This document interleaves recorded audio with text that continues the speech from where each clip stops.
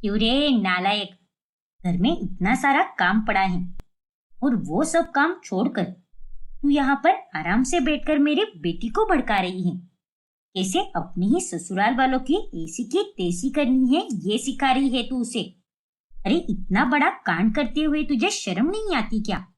माँ जी, मैं तो बस। अरे क्या माँ जी, खुद में ही खोट है, वो तुझे नहीं दिखता। अरे तू तो एक नंबर के कामचोर, झूठी, मक्कार और चालबाज है।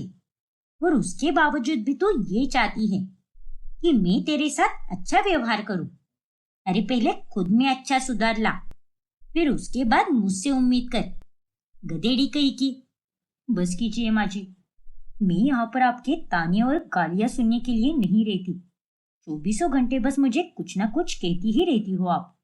और मैं नेहा को भड़का नहीं रही हूँ, मैं तो उसे बस समझा रही हूँ। जो हकीकत है वही बता रही हूँ मैं उसे। और क्या काम चोरी की है मैंने, कौन सा झूठ बोला है और कौन सी चालबाजी की है बताइए जरा। नेहा और तरुण दोनों इस बात के गवाह हैं कि हमेशा आपने ही मुझे उकसाया है, परेशान किया है मुझे बार बार। अरे पहले तो मैं आपका मान सम्मान करने के चक्कर में आपकी गालियों के बदले कुछ भी नहीं कहती थी, लेकिन अब प्लीज, अब मुझसे आप चुप रहने की उम्मीद मत कीजिएगा। जहां गलत होगा मैं वहां पर जरूर मुंह खोलूंगी। और नेहा तुम भी बिल्कुल चुप मत रहना। सास हो या ससुर हो, सबके साथ एक दायरे तक ही रहना, क्योंकि ये लोग कभी किसी के सगे नहीं हो सकते। इतना कहकर दीपिका वहां से चली जाती है और उसकी बातें सुनकर जया एकदम हैरान रह जाती है। ये भगवान, इस लड़की की कितनी जबान चल रही है। लेकिन खबरदार नेहा, जो तो इसकी बातों में आ गई तो, अरे ये नालायक तेरी घर गृहस्थी डुबा देगी। और तेरे ससुराल वाले बहुत अच्छे लोग हैं, इसलिए तू इसका कुछ भी मत सुनना। नेहा बिना कुछ कहे अपने कमरे में चली जाती है। फिर रात में, भाभी, हो गया आपका सारा काम? हाँ नेहा, बस होने ही वाला है। बर्तन मांजने हैं और बस उन कपड़ों की घड़ी भी करनी है। आप रहने दीजिए भाभी, मैं कर देती हूँ। अरे नहीं नेहा, पागल हो गई हो क्या? तुम अभी ब्याही दुल्हन हो चुकी हो, तो मैं तुमसे बर्तन मांजने के लिए नहीं कह सकती। ओफो भाभी, उसमें क्या होता है?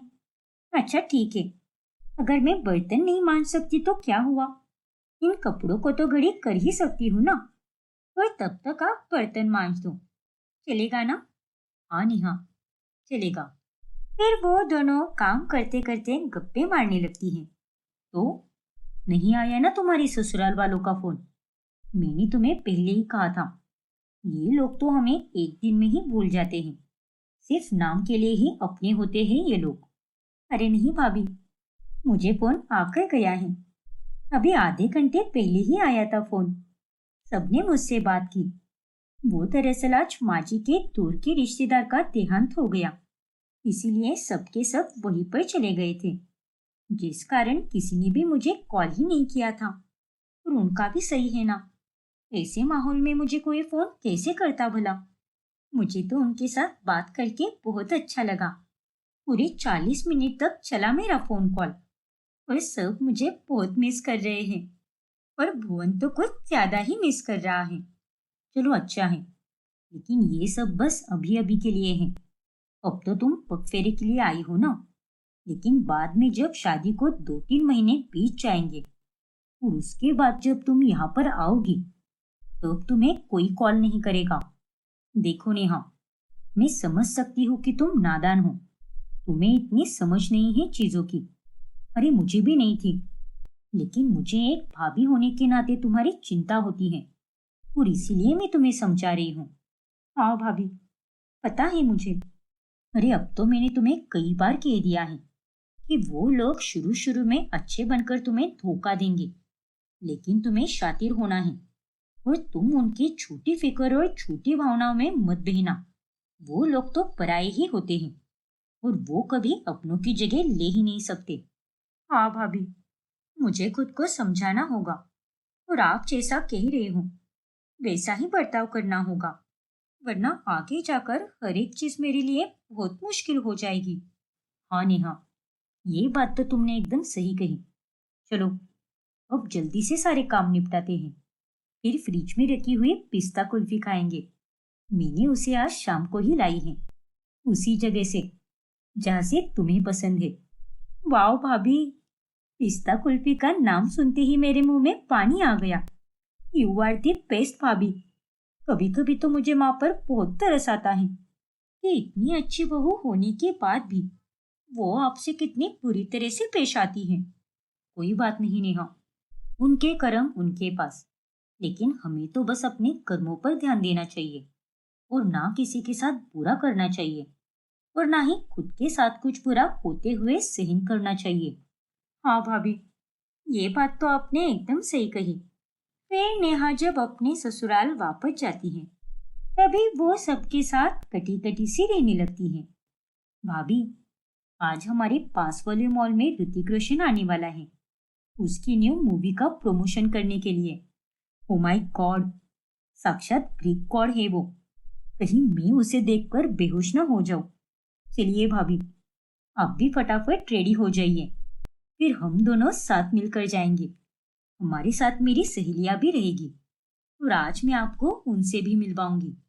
फिर आप हमारे अच्छे अच्छे फोटोज खींचना। मैं तो एकदम सच संवर कर जाऊंगी, क्योंकि वो तो मेरा बहुत बड़ा क्रश है।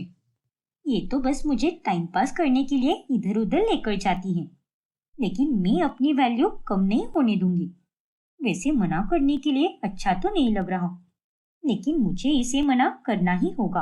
अरे नेहा बेटा, इस सोच में पड़ी है तू? प्रीशा तुझसे कुछ कह रही है, जवाब देना। अरे नहीं प्रीशा, मैं तुम्हारे साथ मॉल नहीं चल पाऊंगी। वो मुझे भी कहीं बाहर जाना है ना, एक जरूरी काम है मेरा, इसीलिए तुम अकेली ही चली जाओ। अब ये भला क्या बात हुई भाभी? आपने तो घर का सारा काम कर दिया है, और अब बाहर कौन सा काम है आपको? प्लीज चलो ना भाभी मेरे साथ। मुझे आपको मेरी सारी सहेलियों से मिलवाना है, और मैं ये भी चाहती हूँ कि आप ऋतिक रोशन को भी लाइव देखूं। प्लीज चलो ना भाभी, हम दोनों ननन भाभी फुल ऑन एंजॉय करेंगे। एक बार मैंने कहा ना प्रीशा, मैं तुम्हारे साथ नहीं आ पाऊंगी। इतना कहते हुए नेहा अपने कमरे में चली जाती है, और उसका ये बर्ताव देखकर प्रीशा और उत्तरा को थोड़ा अजीब सा लगता है। फिर ऐसे ही एक दिन जब घर में एक पूजा होती है, तभी देखिए माँ जी, आपने मुझे जैसा जैसा कहा था, मैंने वो सारे पदार्थ बना दिए हैं। अब आप अपने हाथों से भोग चढ़ा सकती हो। ठीक है नेहा बेटा, बहुत खूब।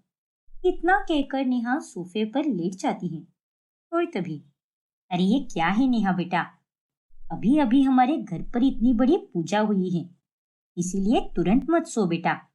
चलो, मेरे साथ भोग लगाने में मदद करो, फिर बाद में दोपहर के समय में आराम कर लेना। ठीक है माँ जी, चलेगा। फिर बाद में नेहा ये सारी बातें दीपिका के साथ कॉल पर शेयर करती है, और तभी, अरे असल में तो तुम्हारी सास यही चाहती थी कि तुम आराम ही मत करो और उठकर बस काम करती रहो, बिल्कुल किसी मशीन की तरह। हाँ भाभी, ये बात तो मैं कब की समझ गई। मेरी सास तो बस मीठी छोरी है, मीठी बातें बोलकर मुझसे काम करवाती रहती है।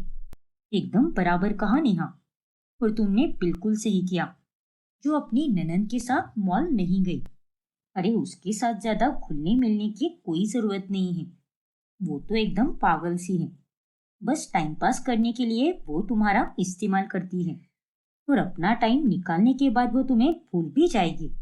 लेकिन मुझे तो अब बहुत खुशी हो रही है कि तुम अभी से ही अपने ससुराल वालों के साथ इस तरह से पेश आ रही हो, क्योंकि आगे चलकर वो तुम पर अपनी नहीं चला पाएंगे।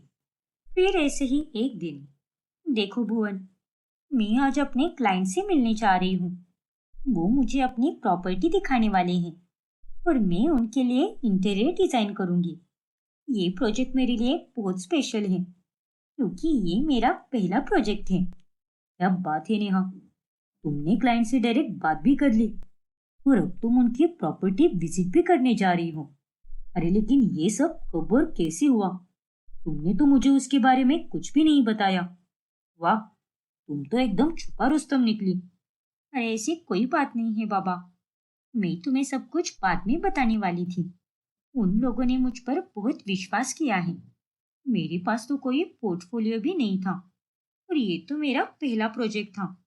लेकिन उसके बावजूद भी वो लोग मुझे इतना बड़ा मौका दे रहे हैं क्योंकि तुम उसके काबिल हो Neha. And all the best. मैं तुम्हारे लिए बहुत खुश हूँ। थैंक यू सो मच भुवन। उतने में वहां पर उत्तरा और हंसराज आ जाते हैं। अरे नेहा बेटा, आज हमारे घर पर दूर के मेहमान आने वाले हैं, इसलिए तुम और उत्तरा मिलकर दोनों एकदम अच्छा सा खाना बनाओ। तब तक मैं और भुवन सफाई का काम संभाल लेंगे। सॉरी बेटा, इसे ऐन वक्त पर बता रहे हैं हम तुझे। दरअसल उन्होंने भी हमें ऐन वक्त पर ही बताया, इसलिए ऐसा हुआ।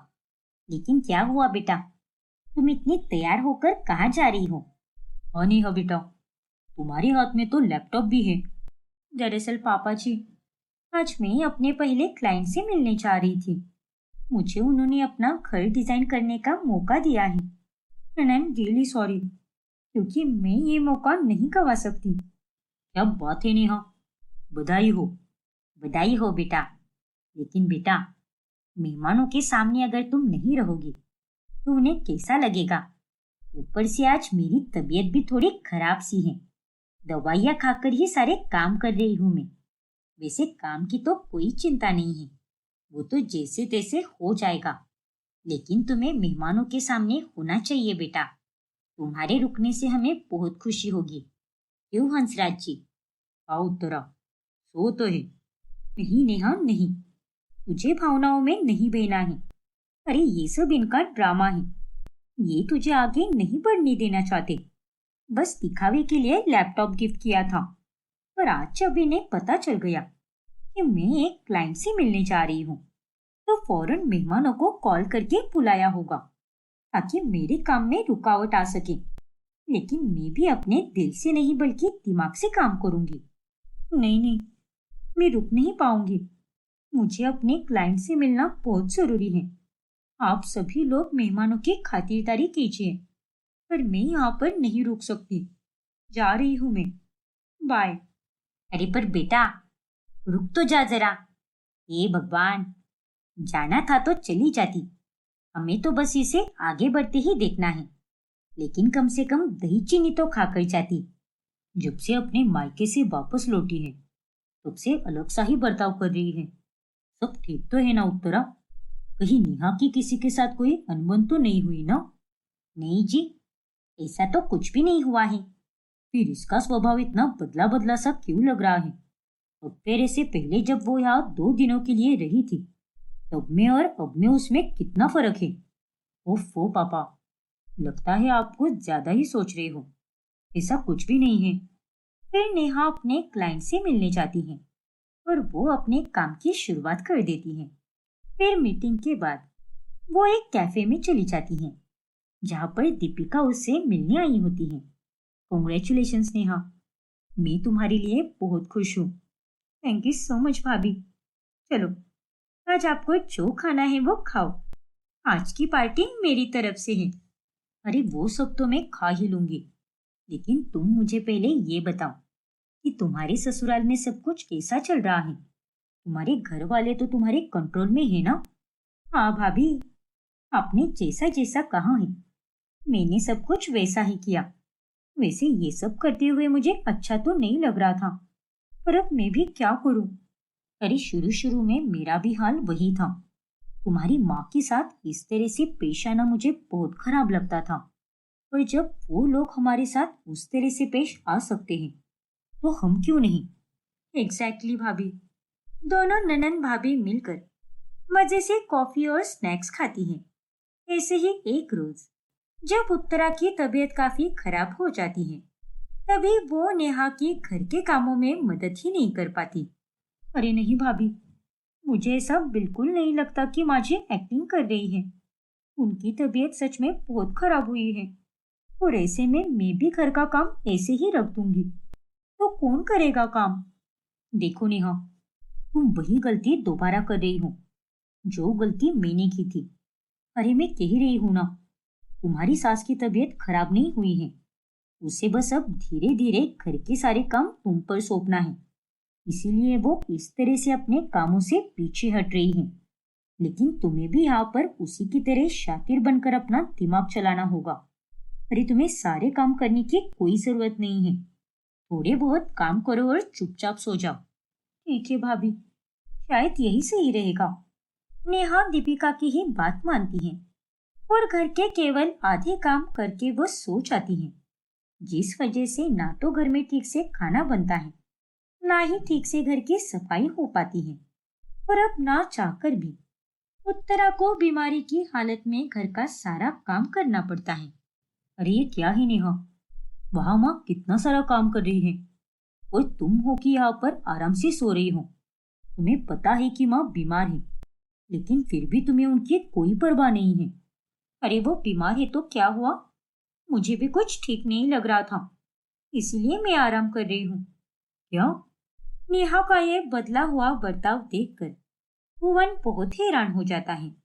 अब आगे क्या होगा जानने के लिए हमारा अगला भाग देखना ना भूलें। और अगर आपने हमारा चैनल सब्सक्राइब नहीं किया है तो अभी सब्सक्राइब कीजिए और बेल आइकॉन दबाना ना भूलें। मीनाक्षी की आवाज सुनकर मयंक और रेखा वहां पर आ जाते हैं। क्या हुआ मीनाक्षी, तुम इतनी जोर से क्यों चिल्ला रही हो? सब ठीक तो है ना? अरे कहाँ सब ठीक है? कल रात को रसोई में कौन गया था? वैसे मैं तो रसोई में ज्यादातर जाता ही नहीं, और कल तो तुम ही पानी लेकर आ गई थी और फिर उसके बाद हम दोनों सो गए, इसीलिए मैं तो रसोई में बिल्कुल नहीं आया। माँ, आप आई थी क्या रसोई में? हाँ बेटा, मैं ही आई थी यहाँ पर। वो मेरी कमर कुछ ज्यादा ही दर्द कर रही थी, इसीलिए मैं यहाँ पर हल्दी वाला दूध पीने के लिए आई थी। लेकिन क्या हुआ है बहू, बता तो सही। देखिए माँ जी, आप अच्छे से जानती हूँ कि मुझे गंदी रसोई बिल्कुल भी नहीं पसंद, और वैसे भी सोने से पहले गंदे बर्तन नहीं छोड़ने चाहिए। तो फिर आपने गंदे बर्तन क्यों छोड़े? दूध का पतीला और अपना ग्लास क्यों नहीं धोया आपने? अरे बता तो रही हूं मैं तुझे बहू, मेरी कमर बहुत ज्यादा दर्द कर रही थी, और आज तो मुझे पड़ोसन के घर भी जाना है कीर्तन के लिए, और कल अगर मुझ में उतनी ताकत होती तो मैं बर्तन कब का धो देती। लेकिन तू इतनी सी बात के लिए मुझे इतना क्यों सुना रही है? आपके लिए ये इतनी सी बात हो सकती है, लेकिन मेरे लिए नहीं। और अगर आप में बर्तन धोने की ताकत नहीं थी तो आप मुझे उठा देती ना, मैं आकर धो देती। आप तो मजे से दूध पीकर चली भी गई, लेकिन रसोई गंदी हो गई उसका क्या? अरे उसकी वजह से कॉकरोच भी घूमते हैं। ये तुम क्या कह रही हो मीनाक्षी? हमारे किचन में तो एक भी कॉकरोच नहीं है। अरे कॉकरोच नहीं है तो क्या हुआ? अगर रसोई को ऐसा गंदा रखोगे तो इसकी वजह से कॉकरोच आने में 1 मिनट भी नहीं लगेगा, और उसी की वजह से बीमारियां भी आती हैं। अब आप ही मुझे बताओ माँ जी, अगर दूध का पतीला ऐसा छोड़ दिया जाए तो ये कॉकरोच के लिए पार्टी से कम होगा क्या? अरे आपको तो हमारी कोई चिंता नहीं है, लेकिन मुझे तो हम सबकी चिंता है। अरे बहू, तू तो अभी कुछ दिनों पहले ही आई है, और मुझे ये घर संभालते हुए इतने साल हो गए हैं, तो फिर तू ऐसा क्यों बोल रही है जैसे कि मुझे किसी चीज का अनुभव ही ना हो। हो गई गलती, सबसे होती है, अब मैं भी तो इंसान ही हूं ना। हाँ मीनाक्षी, माँ बिल्कुल सही कह रही है, तुम बात को क्यों बढ़ा रही हो? पर ये इतनी भी कोई बड़ी बात नहीं है जितना कि तुम इसका इशू बना रही हो। अरे बहुत बड़ी बात है, और आज तो मैं कुछ ज्यादा बोल भी नहीं रही, लेकिन आगे से कभी भी ऐसी गलती भूलकर भी नहीं होनी चाहिए। इस घर में मैं ही अकेली नहीं रहती हूँ जो हर एक चीज का ध्यान रखती बेटू। ये घर हम सबका है, इसीलिए घर की जिम्मेदारी हम सबकी बनती है। इतना सब तो बोल ही दिया है, अब भी अगर कुछ बोलने को बचा है तो वो भी सुना दे। वो भी क्यों बचा के रखा है? निकम्मी कही की। आपने कुछ कहा क्या माँ जी? अरे नहीं बहू, तेरे होते हुए इस घर में कहाँ कोई कुछ कह सकता है? तू ही तो है बोलने के लिए। बस कीजिए माँ जी, ताने मत दीजिए, मैं जो भी करती हूँ वो हम सबके भले के लिए करती हूँ। और मयांक, तुम्हें ऑफिस के लिए लेट नहीं हो रहा क्या? जाओ, जल्दी से ऑफिस जाओ। मीनाक्षी की ऐसी तीखी जबान के कारण अब घर में सब उससे डरने लगते हैं। फिर कुछ दिनों के बाद जब मीनाक्षी से मिलने उसकी ननंद आती है, तभी, सॉरी भाभी, मैं आपकी शादी में नहीं आ पाई। वो दरअसल मेरी एग्जाम चल रही थी और अभी मेरा कॉलेज खत्म हो गया है, इसीलिए अब से मैं यहीं पर रहूंगी। अरे लेकिन तूने बताया क्यों नहीं कि तू आ जाने वाली है? मैं मयांक को भेज देती ना। अरे माँ, भैया तो वैसे भी काम में कितने बिजी रहते हैं और मैं आपको सरप्राइज देना चाहती थी, इसीलिए बिना बताए आ गई। चलो अच्छा किया। अब तक तो मैंने तुम्हारे बारे में बस सुना ही था, लेकिन आज तुमसे मिल भी लिया और तुमसे मिलकर मुझे बहुत अच्छा लग रहा है। थैंक यू सो मच भाभी। वैसे आप भी बहुत प्यारी हो। लेकिन बेटा, तेरा बैग कहाँ पर है? ओहो माँ, वो तो बाहर ही रह गया। रुको, मैं अभी लेकर आती हूँ। फिर प्रीति अपना बैग लेकर आती है और वो बैग से कपड़े निकालने लगती है। अरे प्रीति, ये तुम क्या कर रही हो? अपने कपड़े को यहाँ ऐसे क्यों निकाल रही हो? अरे भाभी, दरअसल ये सारे कपड़े गंदे हैं और मैं तो इसे बस 1 या 2 बार ही पहन चुकी हूँ, इसीलिए मैं इन्हें यहाँ पर धोने के लिए लाई हूँ। छी प्रीति, कितनी गंदी हो तुम। अरे कोई इंसान ऐसे कैसे रह सकता है? अरे धोने के लिए तो तुमने अपने अंडरगारमेंट भी लेकर आई हो, वो तो कम से कम खुद से धो सकती थी ना तुम। ऐसे क्यों बोल रही हो भाभी?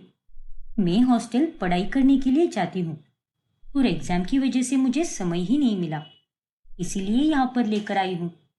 माँ, अब धो दोगी ना मेरे कपड़े? अरे हद है प्रीति, तुम्हारे बैग में से तो कितनी गंदी बदबू आ रही है। अरे तुम वहां पर नहाती भी नहीं हो क्या? पता नहीं कैसी ननद मिली है मुझे। साफ सफाई नाम की कोई चीज भी नहीं है तुम्हारे अंदर। भाभी, अब आप ना। अरे प्रीति, अभी अभी आई है तू, थक गई होगी ना। जा, कमरे में जाकर आराम कर ले। और क्या तू भी बहू, आते ही शुरू हो गई। रेखा बात को आगे बढ़ने ही नहीं देती और वो झगड़ा वही खत्म कर देती है। फिर शाम के समय, ये क्या है मयांक? अब छोटी से छोटी बात भी मुझे तुम्हें समझानी पड़ेगी क्या? तुमसे तो मैं परेशान हो गई हूँ अब। अरे लेकिन क्या हुआ है? ये देखो, ये गीला तौलिया तुमने बेड पर ही छोड़ दिया था। अरे कैसे हो तुम लोग? तुम्हारे अंदर तो बेसिक हाइजीन भी नहीं है। अरे बाबा, मैं तौलिया रखने ही वाला था कि तभी तुम्हारी माँ का फोन आ गया और मैं उनसे बात करने लगा, इसलिए मेरे दिमाग से ही निकल गया। हाँ हाँ, तुम तो बस बहाने पे बहाने ही देते रहते हो। तुम और तुम्हारी ये फैमिली दोनों भी एक जैसे ही हो। तुम क्या हो मीनाक्षी? अरे छोटी सी बात को भी रबर की तरह खींचती रहती हो। और अगर रख भी दिया तौलिया तो उसमें क्या बिगड़ गया? लेकिन मुझे ये नहीं पसंद, तो ये तुम्हारे लिए जरूरी नहीं है क्या? जब से मैं इस घर में आई हूँ, हर दिन किसी न किसी को समझाती ही बैठती हूँ। पूरे घर की सफाई मैं अकेली ही करती हूँ। भगवान ने भी चुनकर मेरी किस्मत लिखी है। अरे तुम्हें तो बस ये लगता है कि बस तुम ही परेशान हो, लेकिन तुम्हें ये नहीं पता कि तुम्हारे कारण कितने लोग परेशान हो रहे हैं। अरे आज तक तुमने किसी से प्यार से बात की है क्या? हर वक्त बस गुस्सा करती रहती हो और कितनी बदतमीजी से बात करती हो। अरे जब मेरी बात किसी को समझ ही नहीं आती तो गुस्सा नहीं आएगा तो क्या होगा फिर? हाँ हाँ, गुस्सा तो बस तुम्हें ही आता है ना। हम सबके अंदर तो कोई इमोशन ही नहीं है। खैर छोड़ो, मुझे तुमसे कोई बात ही नहीं करनी। हर कोई मीनाक्षी से कटा सा रहने लगता है, लेकिन फिर भी मीनाक्षी को वो खुद ही सही लगती है। क्या मस्त मूवी है। एग्जाम के बाद तो ऐसे मजा ही आता है। लेकिन प्रीति, ये तुम क्या कर रही हो? देखो, पूरा हॉल गंदा कर दिया तुमने। अरे नहीं नहीं, आपके घर वाले तो महान है ना, अब भी बोल दो कि मैं फालतू में ही समझाती हूँ। और प्रीति तुम, अरे तुम इंसान हो या जानवर हो, चलो माची तो पूरी हो रही है और मयंक को भी और भी काम होते हैं, लेकिन तुम्हें तो कोई काम धंधा भी नहीं है, इसीलिए बैठे बैठे मेरे काम बढ़ाती रहती हो। देखिए भाभी, मैं सुनने वालों में से नहीं हूं, और मैं कौन सा ऐसा रोज रोज करती हूँ, बस आज ही तो किया है ना। और सच कहूं तो आपकी लाइफ बहुत बोरिंग है, इसीलिए आप इतना गुस्सा करती हो। कुछ भी मत बोलो प्रीति, और मुझे अब तुम्हारा कुछ भी नहीं सुनना है। चलो अब ये चुपचाप साफ करो। मैं आपकी कोई बात नहीं सुनने वाली भाभी। अरे सुनकर तो मैं अपनी माँ की भी नहीं लेती, तो आप तो बहुत दूर की बात हो। और रही बात ये सफाई की, तो मैं ये बिल्कुल नहीं करने वाली। तुम्हें साफ करना ही पड़ेगा, और अगर तुमने साफ नहीं किया तो जो बस में हो वो कर लो। अब तो मैं ये बिल्कुल भी साफ नहीं करूंगी। रुको, मैं अभी बताती हूँ तुम्हें कि तुम घर की सफाई कैसे नहीं करोगी। अरे रुक जाओ मीनाक्षी, घर ही तो साफ करना है ना, मैं कर देता हूँ, लेकिन उसके लिए लड़ाई झगड़ा मत करो। ठीक है मयंक, अब तुम इतना कह रहे हो तो मुझे कोई दिक्कत नहीं है। अब जैसे मैं कहती हूँ वैसा ही करो, पूरे घर को अच्छे से साफ करो। अब मयंक पूरे घर को साफ करता है और मीनाक्षी उसे अपने इशारों पर नचाने लगती है। ऐसे ही एक दिन, अरे माँ जी, जरा मौसम तो देखो, लगता है आज तूफान आने वाला है। हाँ बहू, जोरों की बारिश भी हो सकती है। हाँ माँ जी, आप एक काम करो, घर की सारी खिड़की दरवाजे बंद कर दो, तब तक मैं छत से कपड़े लेकर आती हूँ। फिर रेखा घर के सारे खिड़की और दरवाजे बंद कर देती है, और कुछ ही देर बाद आंधी और तूफान आता है। ये क्या है माँ जी, मैंने आपको बोला था ना कि दरवाजे और खिड़की बंद कर देना, लेकिन आपने मेरी बात अनसुनी कर दी। अरे आप सब तो बस ऐसे ही काम करते हो, और इस पर मैं अगर कुछ बोलने जाऊं तो मेरी ही जुबान तीखी लगती है।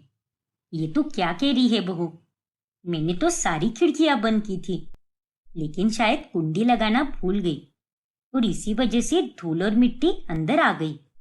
वाह माँ जी, अरे आपने तो ये सब कितने आराम से कह दिया, लेकिन घर की सफाई करने में मुझे कितनी दिक्कत होती है ये तो बस मुझे ही पता है। अरे भाभी, आप इतना ओवर रिएक्ट क्यों कर रही हो? अब मौसम अचानक से बदल गया, तो इसमें हमारी क्या गलती है? अरे तुम तो चली ही जाओ यहाँ से, बस बात बात में मेरी ही गलती बताती रहती हो। पहले खुद को देख लो, तुमसे तो एक भी काम ढंग से नहीं होता। ऐसे ही कई दिन निकल जाते हैं। फिर कुछ दिनों के बाद जब रेखा शॉपिंग करके घर लौटती है, तभी मीनाक्षी बहू, प्रीति बेटा, ये देखो, मैंने तुम दोनों के लिए कपड़े लाए हैं। मुझे पहले से पता था माँ कि आप मेरे लिए कपड़े जरूर लेकर आओगी। ऐसा कभी हुआ है क्या कि आप शॉपिंग के लिए जाओ और मेरे लिए कुछ ना लेकर आओ? हाँ बेटा, वो तो है, लेकिन अब मेरी सिर्फ एक ही बेटी नहीं है, अब तो मेरी दो दो बेटियां हैं, इसीलिए मुझे अब अपनी दोनों बेटियों के बारे में सोचना पड़ता है। बताओ तो, ये कपड़े तुम दोनों को कैसे लगे? क्या माँ, आप तो मुझे भूल ही गई हो। सारा ध्यान तो आपका बस बहू और बेटी पर ही रहता है, मुझसे तो आप प्यार ही नहीं करती।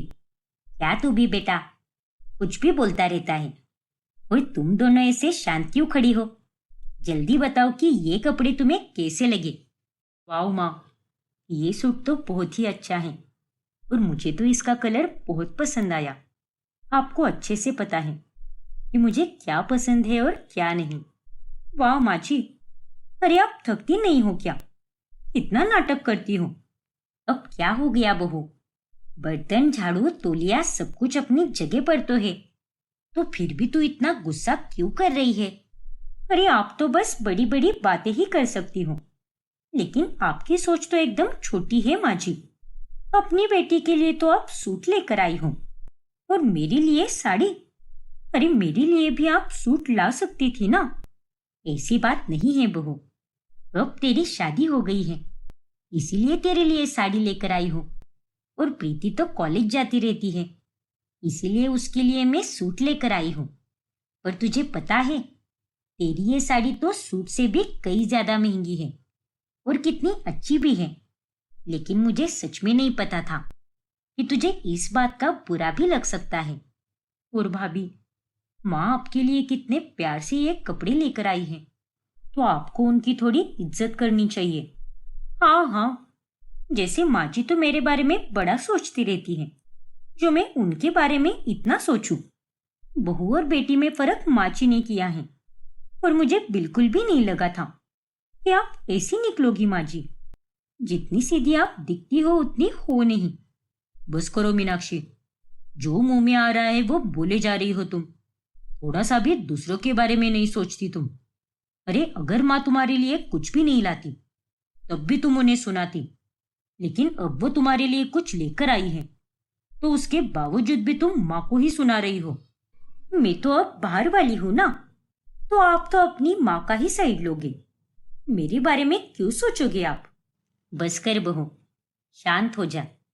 गलती हो गई मुझसे, मुझे ही ध्यान रखना चाहिए था, लेकिन अगली बार से ऐसी गलती कभी नहीं होगी। सही गलत का अंतर बिना देखे ही मीनाक्षी सबको सुना देती है, और ये सब रेखा को बिल्कुल भी पसंद नहीं आता। नमस्ते बहन जी, कैसी हो आप? नमस्ते समधन जी, मैं बिल्कुल ठीक हूँ। आप बताइए, कैसे है वहां पर सब? मेरी बेटी ठीक तो है ना? हाँ समधन जी, वैसे तो सब ठीक ही है, लेकिन आपकी बेटी काफी तीखा बोलती है। वैसे मैं शिकायत नहीं लगा रही, पर मैं उसे समझा समझा कर थक चुकी हूँ, इसलिए आप ही उससे बात कर लीजिए। क्या पता वो आपकी बात सुन ले। आप चिंता मत कीजिए समधन जी, मैं बात करती हूँ मीनाक्षी से। फिर कुछ ही देर बाद में मीनाक्षी गुस्से में सीधा अपनी सास के पास आती है। अरे बहू, तू यहाँ पर क्या कर रही है? कुछ काम था क्या तुझे?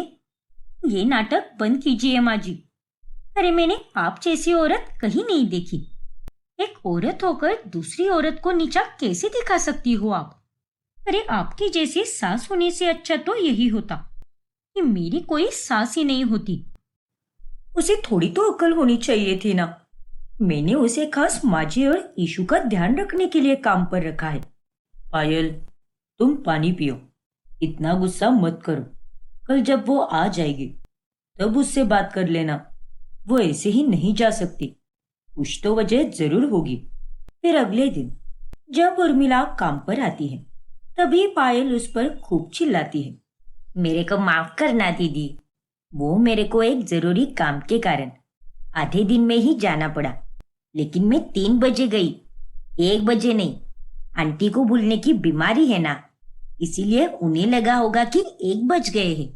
देखो उर्मिला, तुम यहाँ पर काम करने आती हो और अपनी नौकरी से ऐसे बिना कुछ बताए बीच में ही चले जाना तुम्हें शोभा देता है क्या?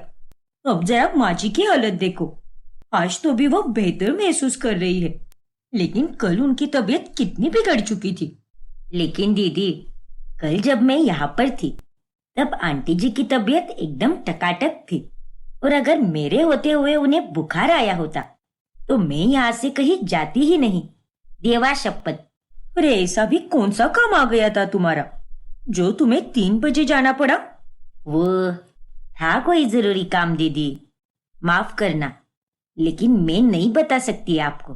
पर हाँ, इतना जरूर कहेगी कि इस बार जाने दो ना दीदी, अगली बार से मैं इसे बिना बताए कहीं नहीं जाएगी। मैं तुम्हें अब क्या ही कहूँ उर्मिला, पिछले कुछ दिनों से तुमने बहुत परेशान करके रखा है मुझे।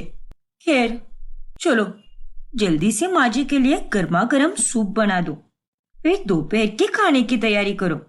ठीक है दीदी। उर्मिला अब सुनीता की बहुत अच्छे से देखरेख करती है और सुनीता कुछ ही दिनों में ठीक हो जाती है। फिर एक दिन, दीदी कल मेरी चिंकी का जन्मदिन है, उसके लिए मेरे को तोहफा खरीदना है और एक छोटा सा केक भी लाना है। क्या आप मेरे को पैसे दे सकती हो क्या? वैसे भी 2 दिन बाद पगार तो देनी ही है, तो 2 दिन पहले ही दे दो ना प्लीज दीदी। अच्छा ठीक है उर्मिला, ये लो, ये तुम्हारे पगार के पैसे। और हाँ, हमारी तरफ से भी चिंकी को जन्मदिन की बधाई देना। हाँ हाँ, क्यों नहीं, जरूर। और आप दोनों का बहुत बहुत धन्यवाद। मैं अगले हफ्ते ही लेके आएगी चिंकी को इधर। हाँ उर्मिला, अगले हफ्ते तो ईशु को भी 2 दिन की छुट्टी है, तब चिंकी को तू लेकर आना। उतना ही वो दोनों साथ में समय गुजारेंगे। आखिरकार खेलने कूदने के लिए भी तो उन्हें कोई ना कोई लगता ही है ना। जी आंटी, सो तो है। फिर एक सुबह, ओफो पायल, मैंने तुम्हें परसों रात को ही कहा था कि ये वाला शर्ट और पैंट लॉन्ड्री में धोने के लिए देना, लेकिन ये अभी तक यही बास्केट में पड़ा हुआ है। देखो अरविंद, जैसे तुम्हें ढेरों काम रहते हैं, वैसे ही मुझे उससे भी ज्यादा काम रहते हैं। मैं घर का और बाहर का सारा काम एक साथ नहीं संभाल सकती।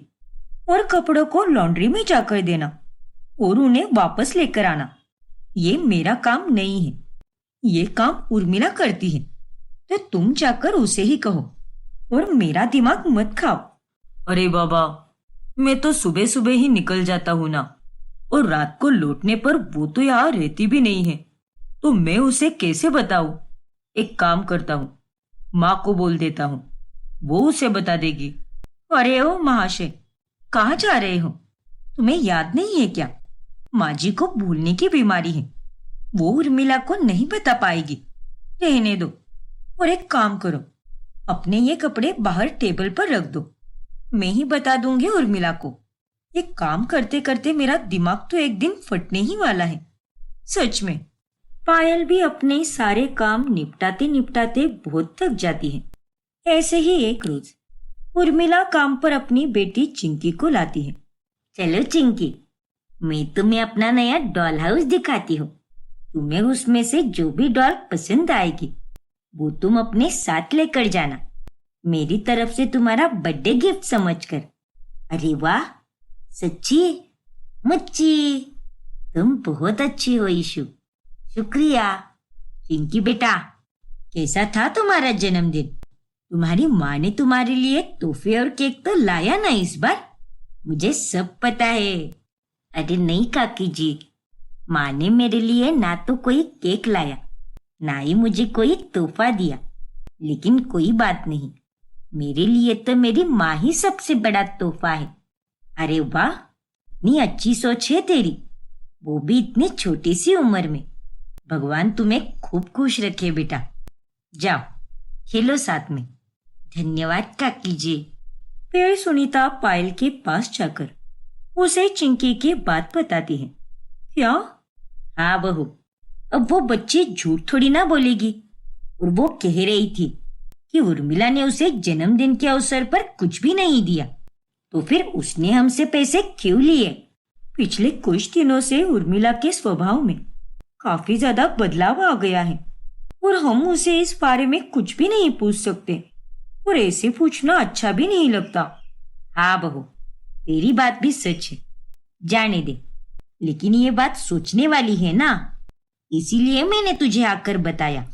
उर्मिला से कभी कभार गलतियां हो जाती हैं, पर वो अपना सारा काम बखूबी करती है। चलिए आंटी, आपका खाना भी हो गया है और ईशु भी स्कूल गई है, और अब आपका घूमने का समय हो गया है। डॉक्टर ने कहा है ना आपको, जितना हरियाली के बीच घुमाया जाए उतना ही अच्छा होगा आपके लिए। ठीक है उर्मिला, चलो चलते हैं। फिर उर्मिला सुनीता को पार्क में लेकर जाती है, जहाँ पर सुनीता की सहेली भी मौजूद होती है। अरे उर्मिला, मैं तो चल चल कर थक गई रे, मुझे कहीं से पानी ला कर दे दे। वो देख, वहां पानी का बंदोबस्त किया हुआ है। अरे नहीं आंटी जी, क्या आप भी? मेरे होते हुए आप बाहर का पानी कैसे पियोगी? मैं जब भी आपको बाहर लेकर निकलती है, सारा बंदोबस्त करके ही निकलती है। आपके लिए मैंने पानी की बोतल लाई है। क्या बात है उर्मिला, तुम्हारा बहुत बहुत धन्यवाद। अगर तू नहीं होती तो पता नहीं मेरा क्या होता। जिस प्रकार से तू मुझे और ईशु को संभालती है, वैसे हमें कोई नहीं संभाल सकता। फिर सुनीता पानी पीती है और उर्मिला को सुनीता की इतनी देखभाल करते हुए देखकर सुनीता की सहेली आश्चर्यचकित रह जाती है। वाकई में सुनीता, ये तेरी काम वाली तो बहुत ही अच्छी है। वरना आजकल के काम वालियां तो बस लालची और कामचोर होती है। हाँ, ये बात तो तूने एकदम सही कही। वैसे उर्मिला, तू मेरे घर पर भी आ जाना काम करने। वो देख मेरी बहू मुझे आधे घंटे के लिए यहाँ पार्क में घुमाने लाई है, लेकिन अभी भी वो अपने फोन में ही लगी पड़ी है। मुझ पर मेरे घर में कोई ध्यान नहीं देता। और अगर मुझे भी तुझ जैसी कोई काम वाली मिल जाए तो मेरी सारी चिंता ही मिट जाएगी। वैसे बात तो आपकी सही है आंटी जी, लेकिन मेरे को दीदी के पास पूरे 12 घंटे की ड्यूटी करनी पड़ती है। उसके बाद ही अपने घर जाती है मैं। अब आप ही बताओ, इतने सारे काम के लोड के बीच में मैं आपके पास काम करने कैसे आएगी? मुमकिन ही नहीं है ना। इसीलिए माफ करना, लेकिन मैं नहीं आ सकेगी। ठीक है उर्मिला, कोई बात नहीं। वैसे अगर तुम्हारी पहचान में कोई और काम वाली हो ना, जो बिल्कुल तुम्हारी तरह ही काम करती हो, तो मुझे जरूर बता देना। ठीक है आंटी, मैं पक्का बताएगी आपको। फिर जब दिवाली को कुछ ही दिन बचे होते हैं तभी, अरे दीदी, कल मेरे को मेरे घर की दिवाली की साफ सफाई करने की है, इसीलिए कल मैं नहीं आ पाएगी। क्या? अरे ये तुम क्या कह रही हो उर्मिला? अरे कल और परसों मुझे भी छुट्टी है। और ऐसे में मैंने ये सोचा कि मैं अगर घर पर रहूंगी तो तुमसे सारी सफाई करवा लूंगी, क्योंकि सफाई करते समय मुझे तुम्हें हर एक चीज बतानी पड़ेगी ना। अरे देवा, देखो उर्मिला, दिवाली मेरे भी घर में होगी। तुम चाहो तो कल हाफ डे कर देना, दोपहर को चली जाना, लेकिन प्लीज छुट्टी मत लेना। इतनी मुश्किलों से मुझे 2 छुट्टियां मिल पाई है, और इस बीच में मुझे सारे घर की साफ सफाई करनी ही है। अरे आप चिंता मत करो दीदी, मैं एक काम करती हूँ। मेरी एक सहेली है बसंती, वो भी मेरी तरह काम करती है। कल के लिए मैं उसे यहाँ भेज देती हूँ, वो कर लेगी सारे काम अच्छे से। आप एकदम बिंदास रहो, आखिर एक दिन की ही बात है। चलेगा ना दीदी? हे भगवान, ठीक है उर्मिला, अब क्या ही कर सकते हैं। चलेगा, भेज देना उस बसंती को, लेकिन कल ही भेज देना। एक दिन के लिए तो मैं एडजस्ट कर लूंगी, लेकिन उससे ज्यादा नहीं। परसों तुम ही आ जाना। हाँ दीदी, आ जाएगी मैं। फिर अगले दिन उनके घर नौकरानी बसंती आती है, जो कि बहुत ही सजी हुई होती है। अरे बहू, ये काम करने आई है या फैशन शो करने? इतनी लाली लिपस्टिक कौन लगाता है भला? तो बताओ मेम साहब, कौन से एरिया में से शुरुआत करने की है?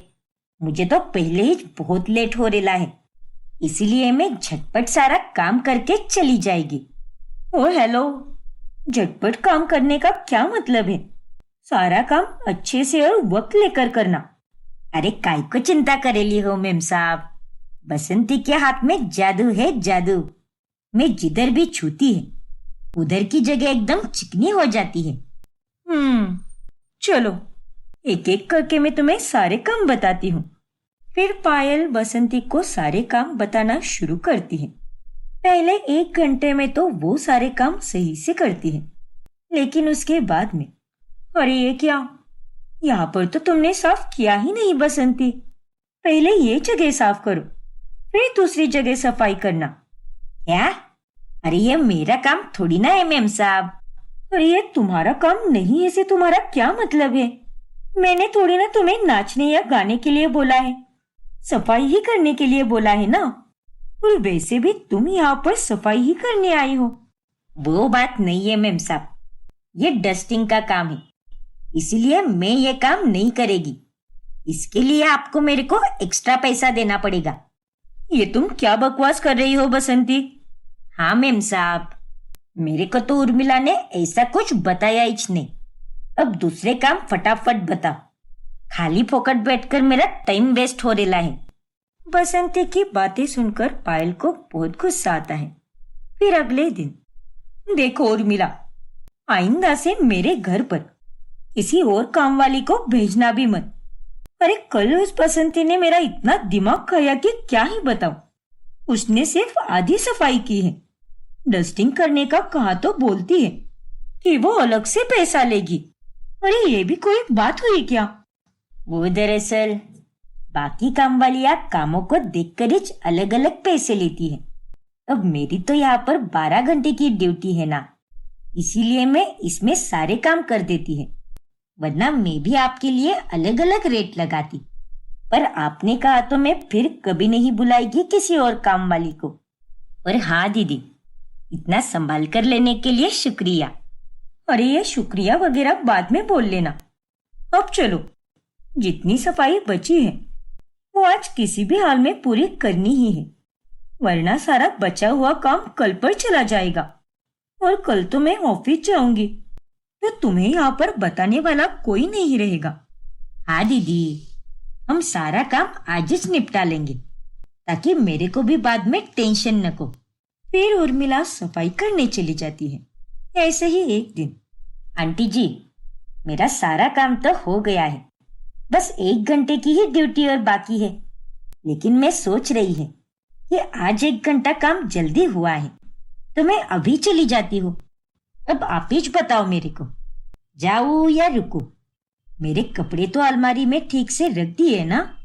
हाँ आंटी जी, वो तो कब का रख दिए मैंने। ठीक है, फिर तू जा और कल जल्दी आना, लेट मत करना। ठीक है आंटी जी, चल आती है मैं, बाय। उर्मिला उस दिन 1 घंटा जल्दी चली जाती है। लेकिन कुछ ही देर बाद ईशु तो अभी ट्यूशन गई है और आज उसे आने में देर होगी। एक काम करती हूँ, मैं तब तक पास के मंदिर होकर आती हूँ। आज शाम में वहां पर बहुत सुंदर भजन होने वाला है। फिर सुनीता मंदिर चली जाती है, लेकिन वहां से लौटते समय वो भूलने की बीमारी के कारण घर का रास्ता ही भूल जाती है। ये गली या वो गली, हे भगवान, अब मैं घर कैसे जाऊंगी? मुझे तो रास्ता भी याद नहीं है। तभी अचानक से एक तेज रफ्तार की गाड़ी से टकराकर सुनीता का बुरा एक्सीडेंट हो जाता है और वहां पर लोग इकट्ठा हो जाते हैं।